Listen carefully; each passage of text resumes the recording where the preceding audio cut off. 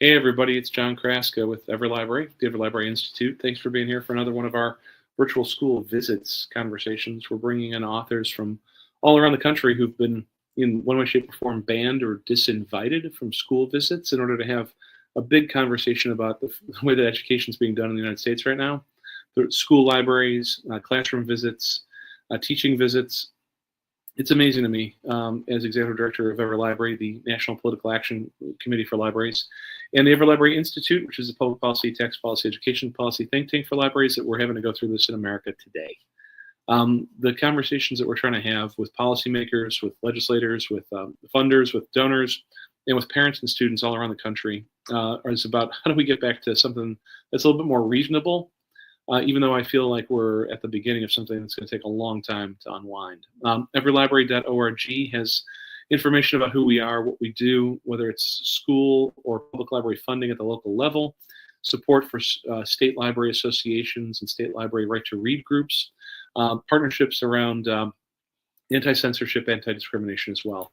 In fact, our site, fightforthefirst.org, is all about anti-censorship, anti-discrimination campaigns. We've had almost 131 or 32 of them right now. Sometimes in this small of a community is one zip code. It certainly is one school district here and there. We work on anti-censorship issues all the time in coalition, in solidarity, and we're doing, I think, a good job of helping them get the books back on the shelf and restore the dignity of all those readers.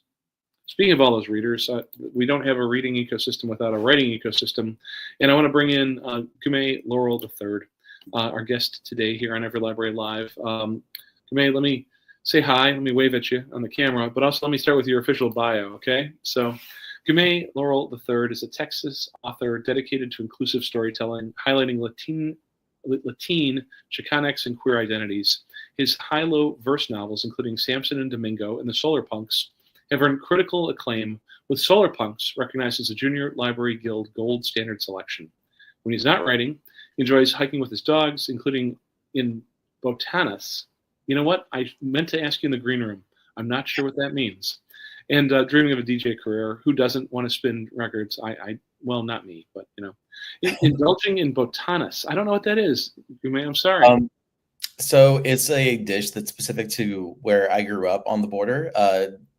Imagine Texas, the very bottom of Texas, as far south as it gets to the bottom point. We have what they're called botanas. It's basically, imagine nachos, but with a thicker cheese and tons of meat. Yeah, it's just like I'm imagining. Yes, that sounds delicious. Absolutely. Very delicious, very tasty. Yeah. So, you know, we're talking in the green room before we got started. I used to live in Austin 100 million years ago. You're down in San Antonio right now. The cuisine of that area is sparkling and delicious. Even though I'm in suburban Chicago, we've got pretty good Mexican food up here. That Tex-Mex thing is amazing. So that's a pretty Tex-Mex kind of a dish, it sounds like.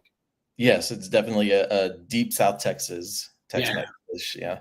I gotta come by for another visit. So yeah. Well, thanks for being here today with EverLibrary Live. We wanted to talk about your books a little bit. We also want to talk about your experience as an author who's been disinvited from school visits. I mean, I want to come back to Solar Punks and your other works in a minute, but the big thing we're talking about here is like, how crazy is America right now? You know, I mean, you're living in Texas. Texas is an early adopter of censorship and book bans as a tool of the state. They've told you no, they've ghosted on you at different schools. Tell me what's going on right now for you as a writer and somebody who wants to be working with kids. Yeah, I think it's an interesting time because it's something that we've seen developing over the years here in Texas. I have the privilege of being friends with a lot of really well-known librarians in public school librarians here in Texas, and the stories that they've had developing little by little over the last couple of years. And now it's just, it's overboard at this point where there's so many people that, you know, have no connection to any students in their school district, no connection to the city of the school district, but they're coming in, making a bunch of demands. Personally, I grew up it's called the Rio Grande Valley. It's the very bottom region of Texas, as far south as Texas goes. Yeah. And we've had groups going down there who, from what I've understood, majority of the group members are not even from Texas, but they've gone down there making threats against different school districts that they're going to be in lawsuits and everything if certain books are not removed from the shelves. And the thing is, a lot of the books are not even in the shelves, so it's just a lot of aggressive, threatening presence to intimidate minority groups at this point. Yeah, and it is interesting. When I say it's interesting, I mean that censorship is not about the First Amendment. Censorship is oftentimes about civil rights. Censorship is often a form of discrimination, and censorship, as we see it, is a technique of erasure. And the idea that these folks are not in that school district, they're not from that school district, they're not of that school district, and yet they're doing it to target particular identities. It's pernicious. It really is. It's really a version of America that I think is problematic, and it's not just in Texas. Right.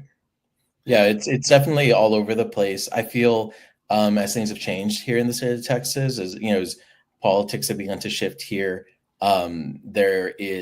it's almost become the freedom that and the power. I feel a lot of people feel enabled to be able to be a lot more aggressive in their stances, and their stance tends to be at the expense of the rights of others that they don't know, that they have nothing to do with. And so we've definitely been seeing an increase of that over the last year, especially. Well, Texas did attempt to pass a book ratings bill that was defeated in the courts. Right. So there's elements of it that are still in force for K-12 and the ISDs. You got the Llano lawsuit happening not too far from you, where the county of Llano is being sued by some readers who want to get the books back on the shelf and have their rights to read supported. You've got places like Katy ISD that have been going through this for a long time. I mean, your own books. I mean, I want to talk about you as a writer too, but like, what's it like to be on the receiving end of a book ban or a disinvitation from a school? Right. So I've been lucky enough at this point to where I haven't had my books removed from shelves or anything, but Yeah. there have been a number of times, especially in the last year, that because that's when I began publishing high-low verse novels, and I can get more into that later in our discussion. But as I've been publishing those ones specifically, because those are really good educational materials used in classrooms, that's when I've begun to see a lot more pushback. So there's been times where a librarian is wanting to do a visit and they speak to their boss and they go a little bit further into what the books are, involved in. Mine don't have anything sexual. Mine don't have anything like, that they would be able to point at and say. It's just the idea of there being characters that are queer, that there are characters that are Latina living their truth. And so it's interesting to me because they don't have a reason to point, like an exact reason to point at, even though those reasons are still, absolutely would be ridiculous because they don't have a reason. They just will not respond, or they'll suddenly they're not able to have the visit. I had one librarian, it was a few months ago now, but I showed up to the school and one of the local librarians at the public library was going to make a classroom purchase for the school and for the public library, and they were going to have a big they were going to collab with the high school that I was going to.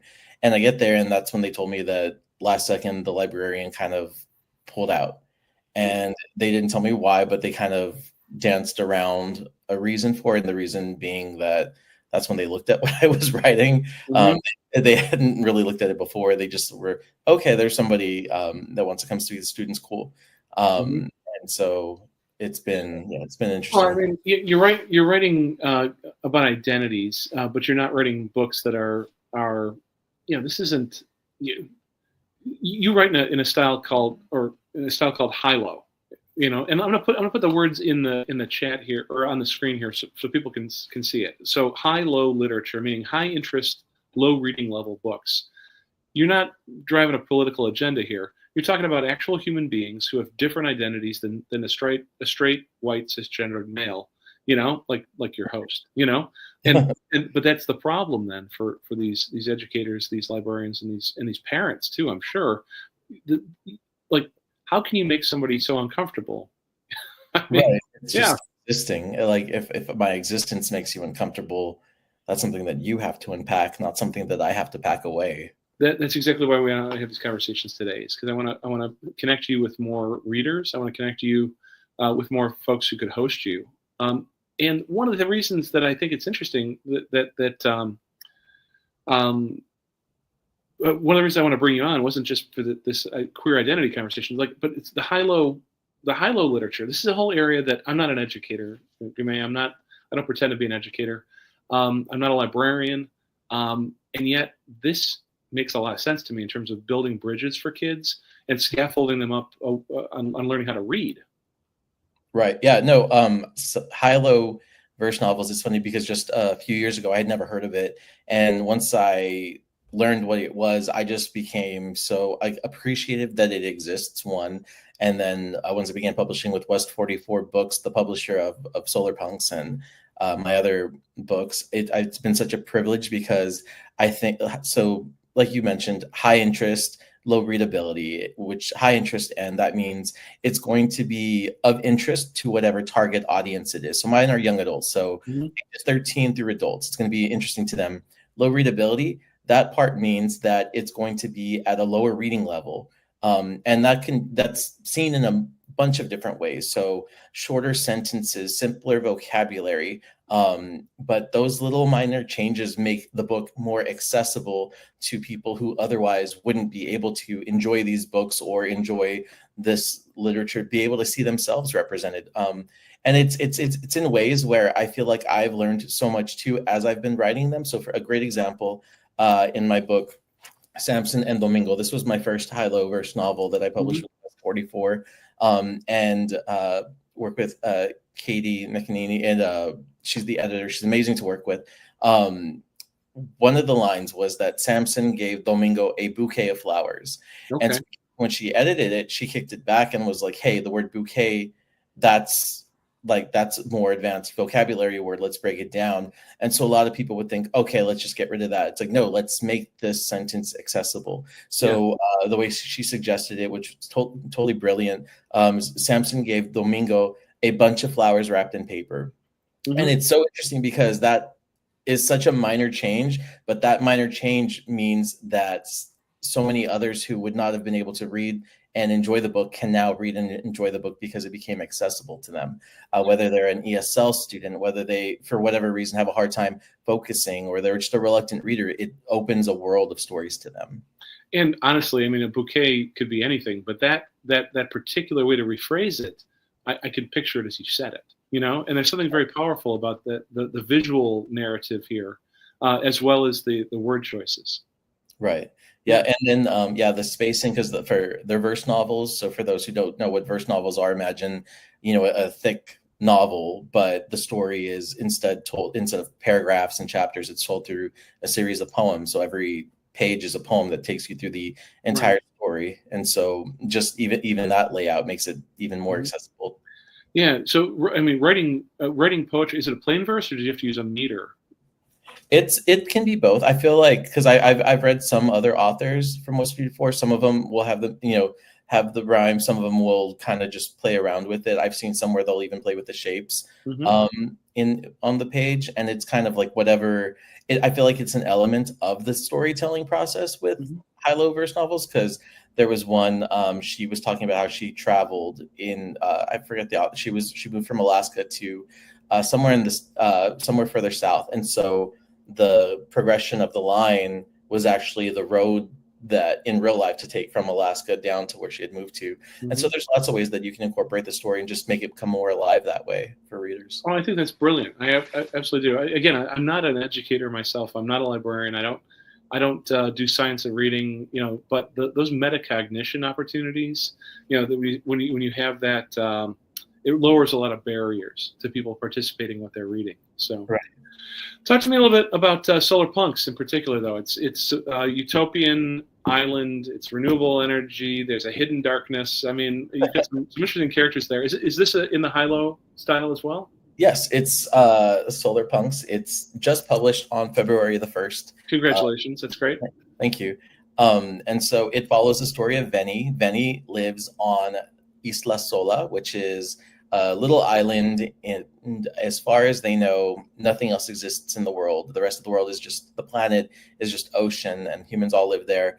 They live with futuristic technology. It's all based on renewable energy. So there's solar panels, wind turbines, water mills. Everything is just powered naturally, and they live one with nature. I feel like it's a Fern Gully meets the Matrix. That's kind of like in my brain how I process. I get that. Yeah. Yeah, that's the vibe. Until one day somebody shows up on the beach, somebody with blue hair named Mateo, and so that begins the story of Veny meeting him, Mateo asking him to keep him a secret from the rest of the community, and the story kind of goes from there. So we get to unravel the story, the true history of Isla Sola, the true history of the world, and everything that's going on with them. I think that sounds really very interesting. I mean, the book is about secrets, but it's also about power. It's also about survival. What do you hope that your readers are going to take away from that story between Veny and Mateo? So one of the subplots that's going through it is they're strangers to rivals to will they won't they sort of relationship between them, and so through the process of that, they come from completely different worlds. Where not to be spoken, Veny is from a, everything is recycled, everything is renewable, everything is clean. We live in one with earth and nature, and Mateo's not. But as they meet and connect with each other, they see those differences. But Veny has empathy and compassion for Mateo, not instantly knowing, oh, I just finished with this, I can reuse this item instead of just throwing it on the ground. He just learns to develop an empathy. And I think that that's one really important element that I would like readers to take away, is developing empathy and compassion for those who think differently from us, so that we can see where they're coming from, but also be able to bridge that gap and allow them to see, that there's still hope and a different way.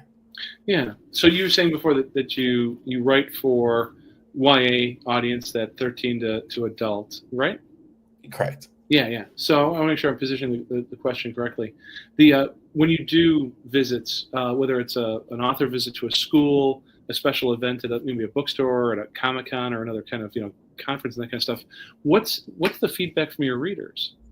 It's always interesting. I was actually asked a question similar to this the other day. I was at a book festival, and so I feel like extra prepared for this question. But I think one of the most rewarding things is in the story. One of the things that I've really purposely done, in whether it's Solar Punks or Samson and Domingo, like I showed, or my other West 44 book, the Brujoso Borderland High, something in all three of those stories are completely different stories, but they're queer normative. And so they all have queer main characters, and there's never any opposition to their identity, like who they are. Like they're all Latina. They're all specifically Chicano. So they don't have to deal with any of the conflict around who they are. Like who they are is just naturally embraced and celebrated and never questioned. Even in Samson and Domingo, which is kind of like a Romeo and Juliet meets Samson and Delilah, modern day Texas. It's set in Texas, and so the conflict around their relationship is not because they're two boys; it's because they're from rival high schools, and so they have supportive families. We see the parents supportive of them, never questioning anything, never thinking anything otherwise. Same in Solar Punks, where the Veny is, he's queer, he's pan, and so there's never any like, oh, he needs to be in this kind of relationship or that kind of relationship. It's just he gets to be who he is, and so those normative settings. I've had a lot of people reach out and say how they reading stories like that and seeing settings for young people like that is healing to them, because that's not what they had growing up. And it kind of gives them a more hopeful outlook for the world that we could be. Because I think as a writer, something I strive to do is I want to write the world that I want to live in, and being able to write queer normative stories that help people heal, adults, full grown adults in their 30s and 40s, being able to read these stories about these teens and feeling that hope afterwards. That's been really rewarding for me. That's the empathy. The empathy gap right now in America is growing, and what you're describing here is not done in a performative way. These are authentic stories.